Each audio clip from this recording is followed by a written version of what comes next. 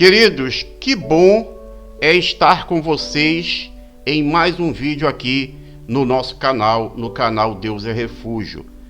E neste vídeo nós iremos compartilhar com vocês um depoimento realizado pela pastora Sara Shiva. É forte e emocionante. Peço para que vocês fiquem conosco até o final. Observe com bastante atenção a tudo que ela fala. E no final, compartilhe conosco a sua opinião, porque para nós é sempre muito importante. Eu comecei a sentir uma presença dentro do quarto. Aquela presença era uma presença muito sutil, porque ele anestesia você. Quando o sobrenatural é muito violento, Deus te anestesia, senão você morre. Era como uma anestesia no ambiente. Eu comecei a sentir uma presença e comecei a ouvir uma voz que parecia do meu pensamento. Deus também pode trabalhar dessa forma para não te assustar. Porque 3 vozes podem falar no teu pensamento: a voz de Deus, a voz da tua consciência, que é a alma, e a voz do diabo, pode te setar. Então por isso é o mais difícil da vida cristã discernir qual das vozes sempre. Bom, não esqueçam de deixar aquele abençoado like no vídeo, de se inscrever no canal, você que não é inscrito, e ativar o sininho das notificações, optando por todas as notificações, porque fazendo assim, você ajuda no engajamento do nosso canal aqui no YouTube. Fiz o que a Bíblia diz em Mateus 6,6 sem saber que existia isso em Mateus 6,6. Fiz uma coisa que está na Bíblia sem saber. O quê? Quando orares, entra no teu quarto, fechando a tua porta, ora o teu pai, que vê tudo que está em secreto. Então o teu pai te recompensará. O teu pai que vem em secreto. Tranquei a porta do meu quarto e comecei todos os dias. Depois que eu chegava do trabalho, eu trancava a porta do quarto. E começava a falar, porque o meu trabalho terminava às 4 da tarde, eu pegava a minha filha na escola às 5h30. Então eu tinha esse tempo. Tranquei a porta do quarto e comecei a falar: Deus. Não sabia que Jesus era Deus. Só que comecei a falar com Deus: Deus, eu sei que você existe. E agora eu sei que o diabo existe. A minha amiga sempre falou do diabo e eu nunca acreditei. Agora eu quero saber o resto dessa história. E eu falava com Deus com ousadia, revoltada, porque eu falei: peraí, quer dizer que a Andréia fala que Jesus é Deus? A Andréia fala que a Bíblia é verdade? E se o resto dessa história for verdade, eu tô por fora? E se o diabo existe mesmo? Existe Jesus. Não falei de Jesus, não falei de Jesus agora. Eu falei: Deus. Eu não acreditava em Jesus. Aí eu falei: eu quero saber a verdade. Mas eu comecei a falar isso todo dia. Todo dia. Eu fiquei por 15 dias fazendo isso. Um dia, depois de 15 dias, se eu chorar, vocês não se assustam, porque é difícil contar, porque eu tenho que lembrar, e se eu lembrar, às vezes eu revivo, então dá vontade de chorar. Então se eu chorar, vocês não se assustem não, tá bom? Vou tentar contar sem chorar. 2 semanas mais ou menos, eu não lembro exatamente quanto tempo, foi de 10 dias a 15, não sei quanto tempo. Eu estava sentada na minha cama, encostada na cabeceira da cama, com as pernas esticadas, vestida pra dormir. Minha filha dormindo, eu no meu quarto sozinha.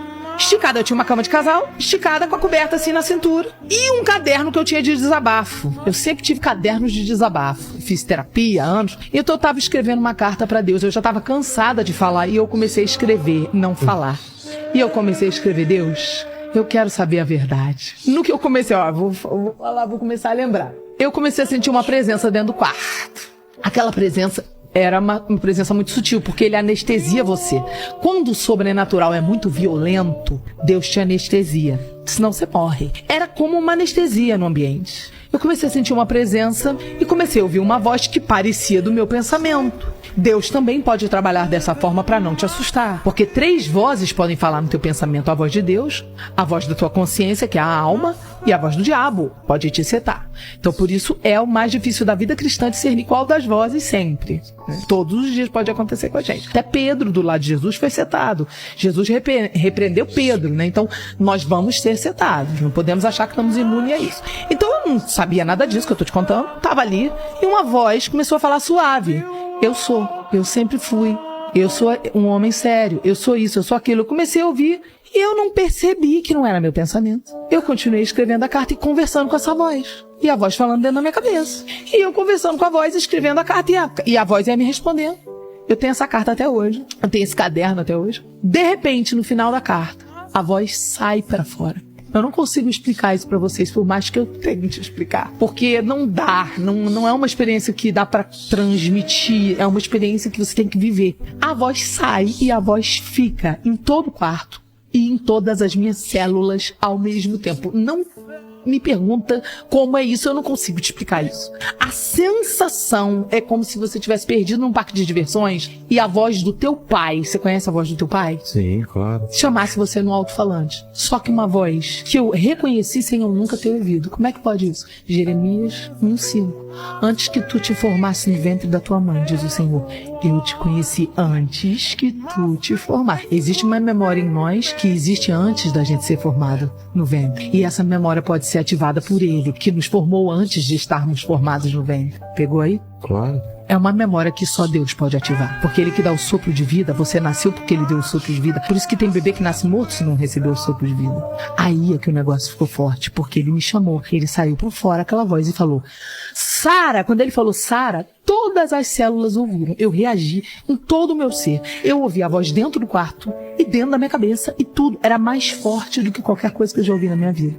Só que aquela voz, ela vinha de um lugar dentro do quarto. Como se ele estivesse em pessoa dentro do quarto. Obviamente eu não vi, não era uma visão, mas ele estava ali, como se fosse uma pessoa presente. Eu imediatamente fui me encolhendo em posição fetal e rolando, caindo por cima eu caí no chão.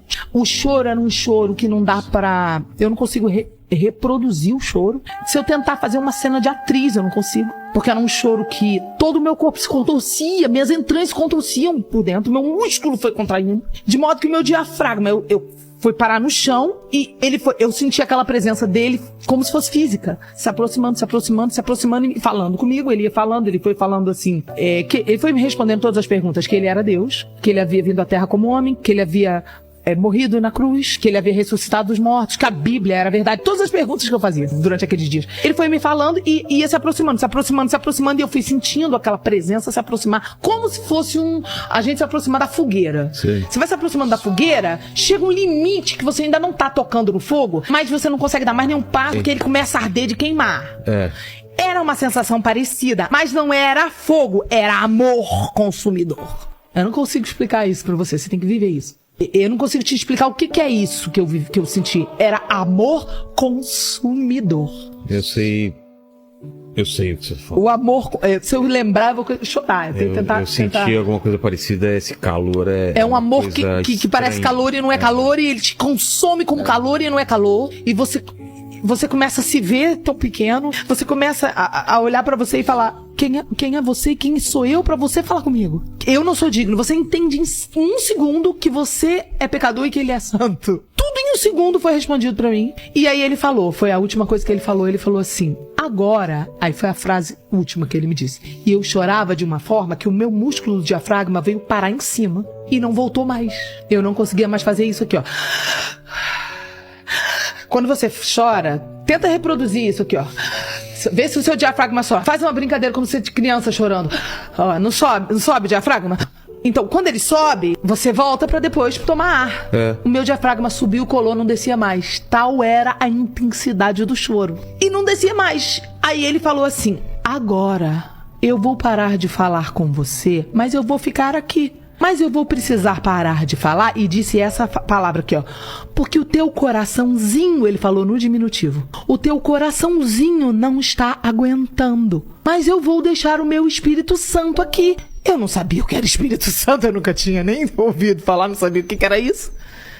E eu não conseguia mais respirar, travou. Comecei a sentir meus dedos formigar, comecei a desoxigenar. E eu comecei a falar sem voz, assim, não para de falar. Porque o que eu tava experimentando era melhor do que tudo de mais maravilhoso que eu já tinha experimentado na Terra. Nada dessa Terra se comparava ao prazer que eu tava sentindo naqueles segundos. Então eu não queria que ele parasse, porque eu nunca tinha experimentado algo tão maravilhoso. Aí você entende que o amor dele é melhor do que a vida. Aí você entende os textos que falam que é mais forte do que a morte. É mais forte o amor dele que a morte, mas é melhor do que a vida, é melhor do que tudo.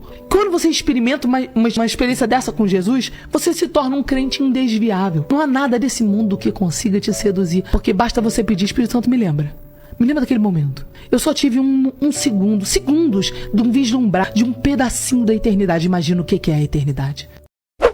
Bom, não esqueçam de deixar aquele abençoado like no vídeo, de se inscrever no canal, você que não é inscrito, e ativar o sininho das notificações, optando por todas as notificações, porque fazendo assim, você ajuda no engajamento do nosso canal aqui no YouTube. Fiquem com Deus e até o próximo vídeo.